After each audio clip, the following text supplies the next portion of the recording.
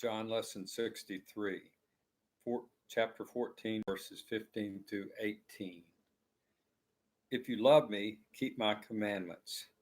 And I will pray the Father, and he will give you another helper, that he may abide with you forever. The Spirit of truth, whom the world cannot receive, because it neither sees him nor knows him. But you know him, for he dwells with you and will be in you. I will not leave you orphans. I will come to you.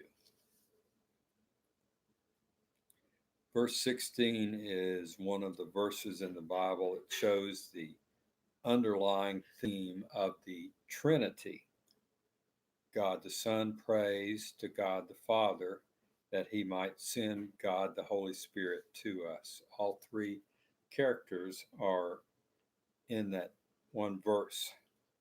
The term helper translates the ancient Greek word parakletos or paraclete. Um, this means a person summoned to one's aid, or may refer to an advisor, a legal defender, a mediator, or perhaps even an intercessor. And it also refers to the term another helper. The word another is the ancient Greek word alein, meaning another of the same kind, not another of a different kind. Just as Jesus shows the nature of God uh, in the person of the Father, so the Holy Spirit, being another of the same kind, will show the nature of Jesus.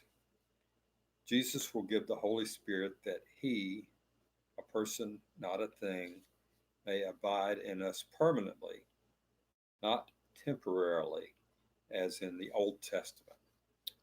Jesus again promises to come again, uh, as was promised in chapter 14, verse 3.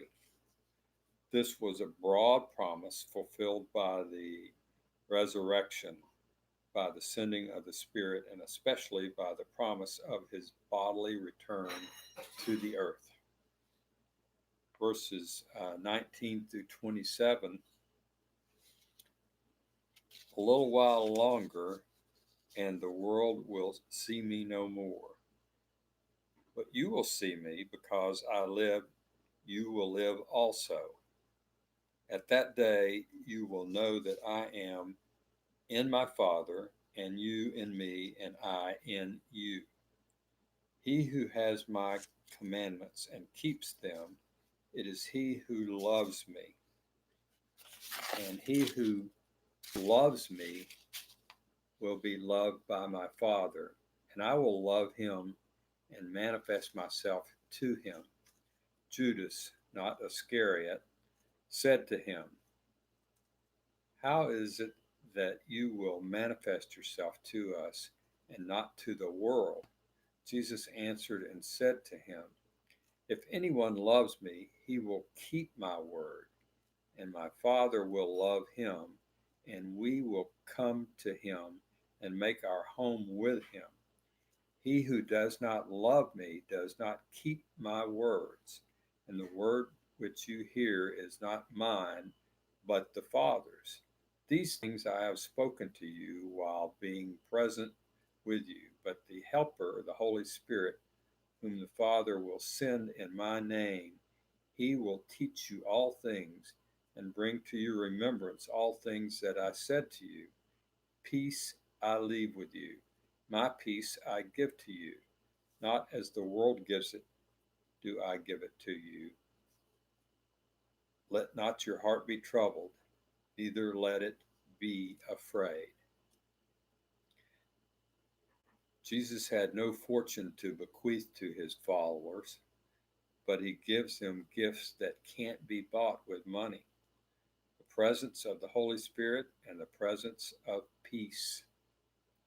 These gifts do not grant us extreme exemption from the storms of life, but promise us the power and the peace to weather those storms as they come along.